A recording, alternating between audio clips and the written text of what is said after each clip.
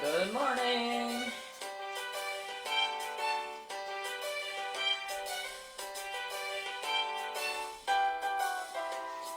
Instagram, man, you guys are right on it.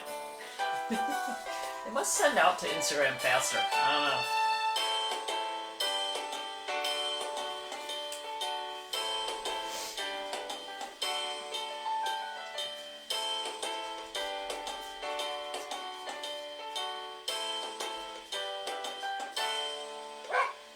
It's another fun week in the neighborhood.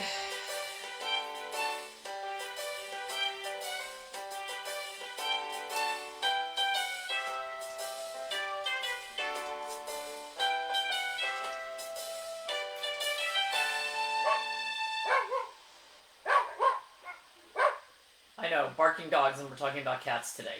What are you gonna do? It is what it is. Good morning, everyone. Welcome to day 2 of our cardiac week here at Naturally Healthy Pets.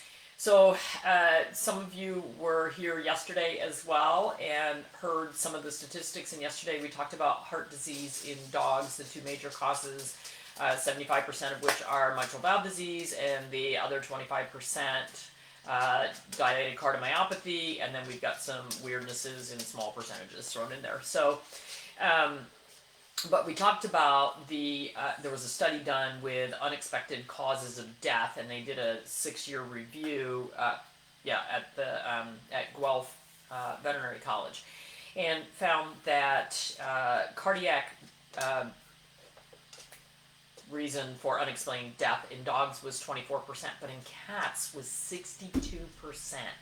So 62% of kitty cats who just fell over dead and the owners had no idea what caused it was cardiac. And like I said, I had a cat who did that. He was about 10 years old. His name was PS because we had Mr. P and then we got PS. He was the postscript. And PS was Gwen's favorite kitty growing up. He's a little white with kind of reddish brown spots on him, which kind of looks like our Buddha that we have now, which Gwen also rescued. So maybe Gwen has a tendency to go toward that type of kitty. But when she was about 1.5, 2 years old, PS was her favorite kitty, and he would come up and go to bed with her every night, and they would sleep together through the night. And so I went in to read her bedtime stories, and PS was there snuggling with us. And then, as his usual routine, PS went down 2 flights of stairs down to the basement to use the litter box and get his last snack of the night. And then he would come up and spend the night with Gwen. And so PS left while we were reading stories and didn't return. So, 5, 6, 7 stories later, I'm like, where the heck is PS? I better go find him. And I went down the stairs, and on the second set of stairs to the basement, there was PS. He had collapsed coming back up from the basement about halfway up the stairs, and he was dead. And so I did a post-mortem on him the next day, and he had cardiac problems that we had no idea that he had. And unfortunately, this is the case with kitty cats because they don't give us fair warning. We don't see changes on x-rays. We don't see heart enlargement on x-rays, except for one of the types of heart disease that they get, which we'll talk about. But in general, you won't see heart enlargement on x-rays, and they don't have murmurs. Very rarely do cats have murmurs, even when they have significant heart disease.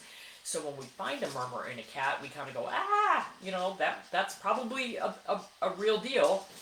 But a lot of times the murmurs that they have are innocent murmurs and do not have anything to do with disease. So they don't read the book.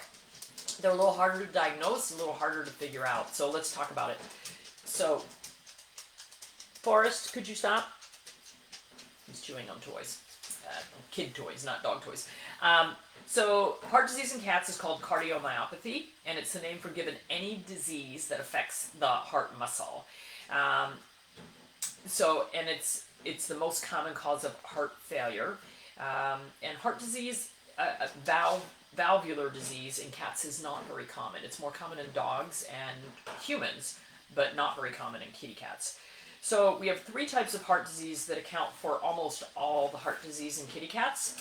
So the first is called hypertrophic cardiomyopathy, and that's 85 to 90% of the heart disease in kitty cats is hypertrophic. And so we think there's a huge genetic influence for this. We don't have any other reason for why this would occur, but it's characterized by thickening of the muscle wall. So the heart does not get bigger in size, but the heart muscle gets thicker and thicker and thicker. And because of that thickening, the chamber inside the heart gets smaller and smaller and smaller. So there's less room for blood flow.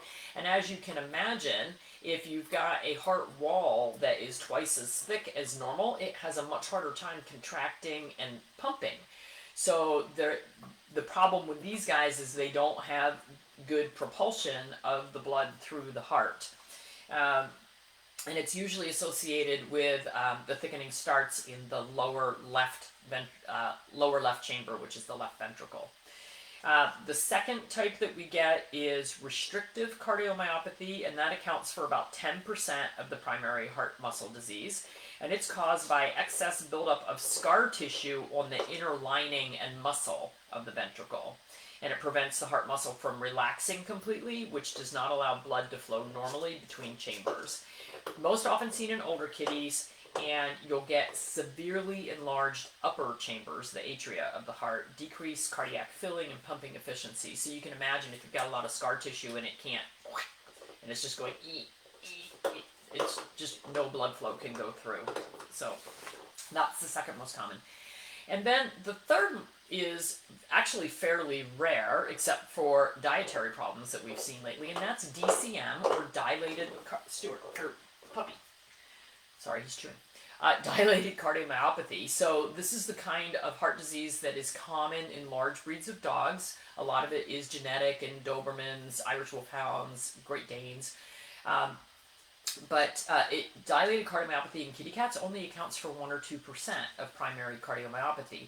And so what we get is an enlarged left ventricle, but instead of having thickened walls, they're very thin. So this is where the heart sort of balloons out. This is the one that we may actually see on an x-ray, because it becomes, instead of a little heart shape, it balloons into more of a basketball, more of a round shape. And then that weak muscle is kind of flabby, so it doesn't pump the blood effectively. And this one is definitely associated with dietary problems, taurine deficiencies. And we'll talk more about that on Thursday when we talk about diet and heart disease and what we can do to improve the diets. But this is definitely related to a taurine deficiency, which is an amino acid, and it has to be supplied in the cat's diet. And back in the 1980s, 70s and 80s, when we first started really going to feeding a lot of corn-based dry foods to our kitty cats, we saw a lot more of this dilated cardiomyopathy because there was no taurine being added to the foods. So we saw retinal degeneration and dilated cardiomyopathy in kitty cats. Once the food companies and the scientists figured out, oh, geez, those are things related to taurine deficiency. If we're not going to put enough meat protein in our obligate carnivore's diet, then we're going to have to add taurine. So that's what they ended up doing, and that's what they are still doing in pet foods that are low meat base for kitty cats, which we don't recommend. All right. So causes of secondary cardiomyopathy. So those are the three main primary cardiac diseases that we see: the restrictive hypertrophy, the hypertrophic, and then the dilated cardiomyopathy. Secondary causes: hyperthyroidism. Very, very common in kitty cats starting in late middle age to senior kitty cats. We don't know all the causes of it yet. But tumors of the thyroid gland produce excess thyroid hormone, and that causes their metabolism to rev. So their heart rate will go from a normal of like 120, 140 up to 180, 250, 300. I mean, these guys they're running at full speed. And so that will lead to secondary hypertrophic cardiomyopathy because the heart is working so hard. Just think, when you work your muscles over and over and over, you make them thicker and thicker and thicker and stronger, except that what happens is we get this hypertrophic cardiomyopathy where the muscle wall gets so thick that there's no room for the blood to flow through anymore. And cats with hyperthyroidism commonly also have hypertension and kidney disease. So it kind of all goes in a big circle together. We talked about that when we did our kidney week as well. So other things that can cause secondary cardiomyopathy: hypertension, high blood pressure, secondary to hyperthyroidism, or high blood pressure secondary to kidney disease, can lead to hypertrophic cardiomyopathy again. And high blood pressure affects 1 in 8 cats over the age of 9. That's a lot. And again, veterinarians are not checking blood pressures nearly often enough, and they can be a little tricky to get on kitty cats. So a lot of times we'll try a back leg. If that doesn't work, we'll try a front leg. If that doesn't work, we'll try a tail. But if your cat is mellow, that's great. If your cat is really stressed at the vet office, and this is the reason why we don't want our cats to be stressed at the vet office, it can be difficult to get a real blood pressure on them.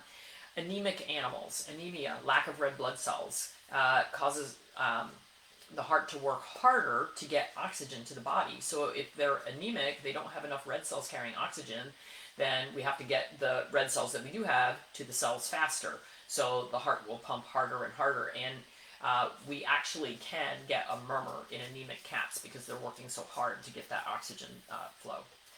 Acromegaly, which is increased growth hormone production, usually from a pituitary gland tumor. Not very common, but we do see it, and that will cause heart enlargement and heart failure. Acromegaly is a huge deal in humans. You know, those guys that are 7 feet tall and play basketball and then drop dead on the basketball court.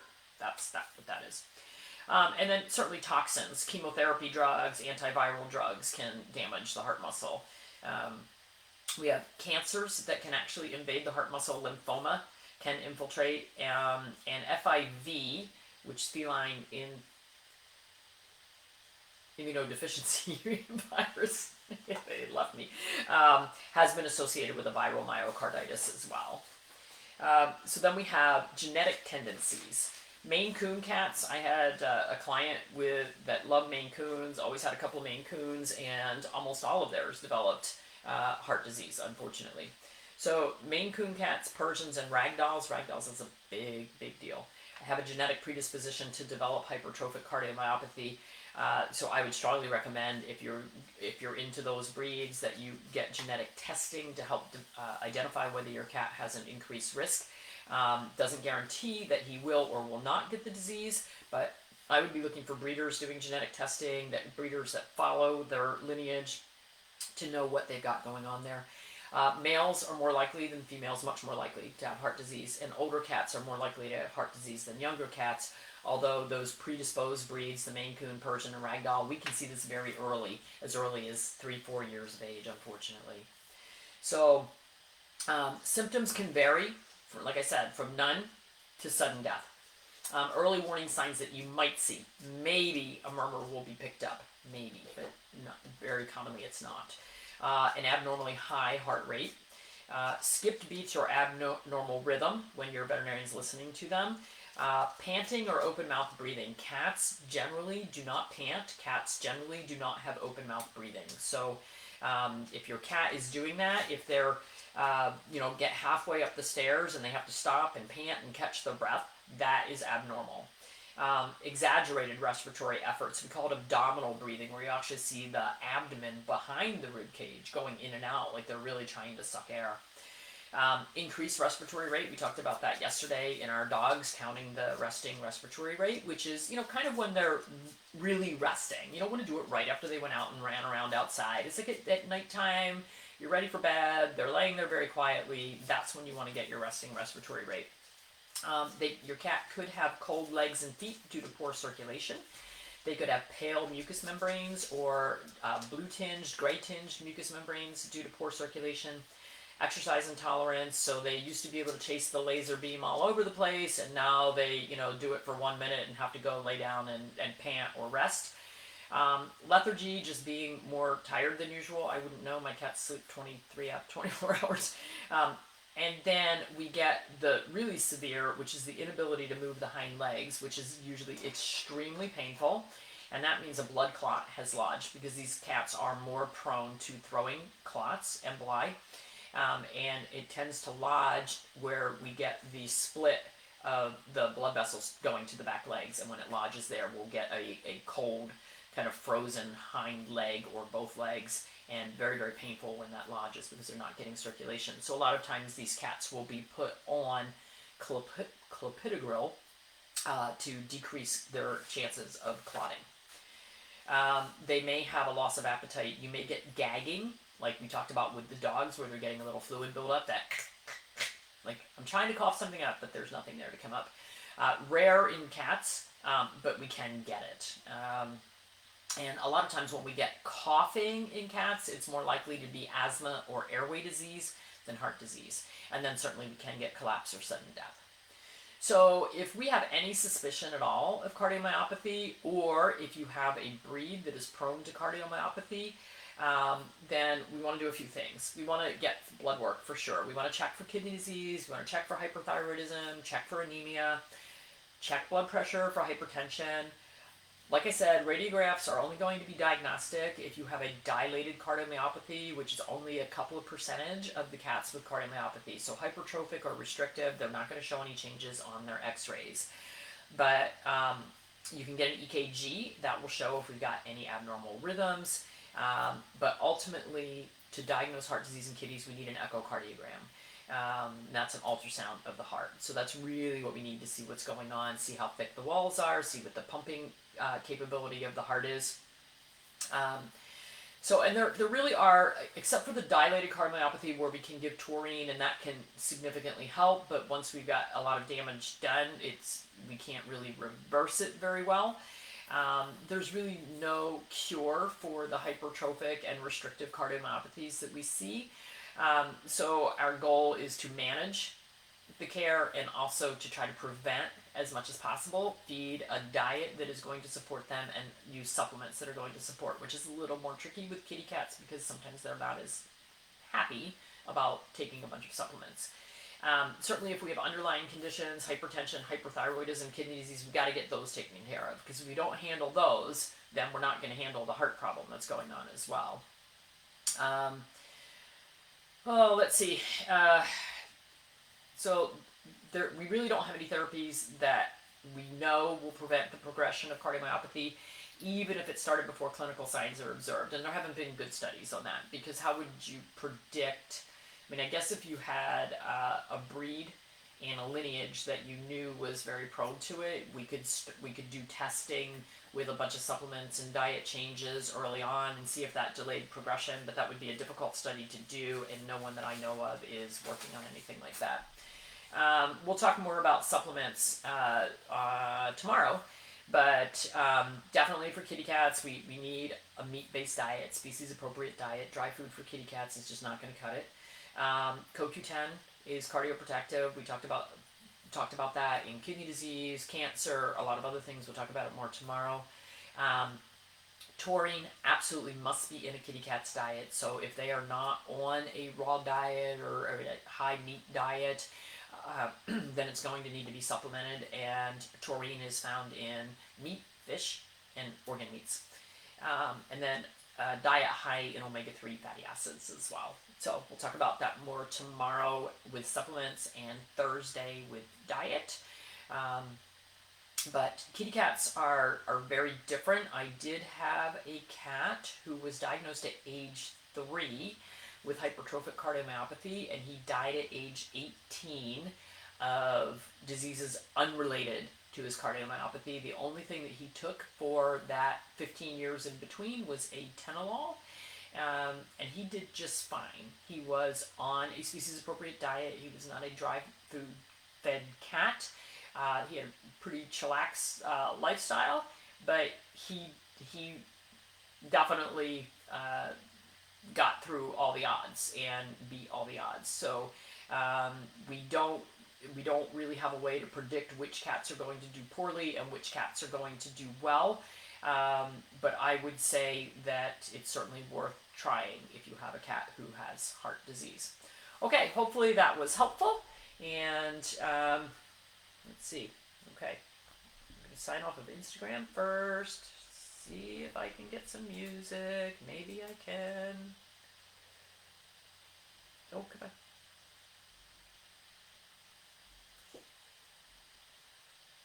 Hey, I know what happened. have no sound. There we go.